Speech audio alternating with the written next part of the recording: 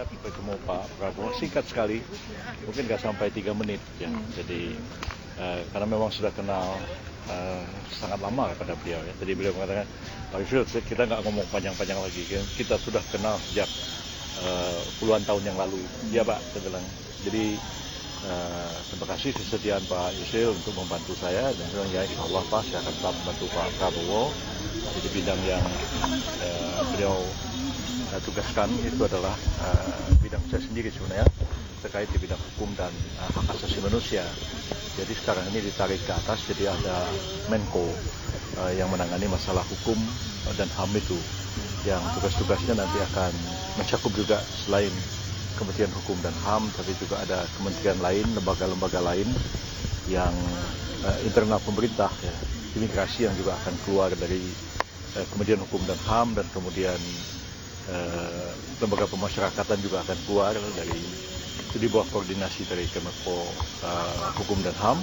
Dan juga kita tahu bahwa yang terkait dengan penegakan hukum itu akan dikoordinasikan bersama-sama sepanjang itu merupakan satu lembaga yang berada di bawah pemerintah, seperti misalnya juga kejaksaan, kepolisian.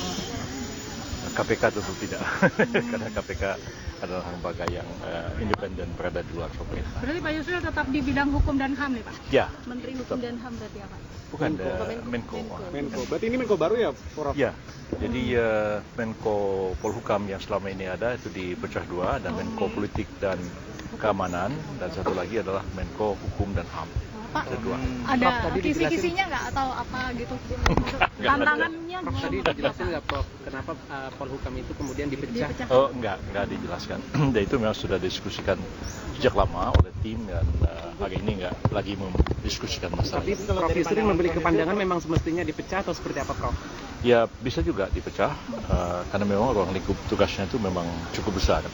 Kalau sekarang ini ada Menko Hukum dan HAM, memang betul-betul fokus kepada pembangunan hukum dan penegakan hukum itu sendiri. Jadi dipisahkan dari politik dan keamanan. Pak, ini kan berarti tugas baru, kementerian baru gitu ya, berat nggak menurut Bapak? Enggak juga sih sebenarnya, dulunya pun saya sudah menangani masalah yang sama. Masalah hukum dan HAM juga, cuman pada waktu itu di bawah koordinasi dari Menko Polhukam. Jadi bidangnya sih tidak sama sekali baru buat saya. Pak Yusril, tadi di dalam pada saat pertemuan dengan Pak Prabowo, apakah menandatangani fakta integritas Pak? Oh sudah, itu sudah ditandatangani beberapa waktu yang lalu. Jadi hari ini sudah tidak ada penandatanganan apa-apa.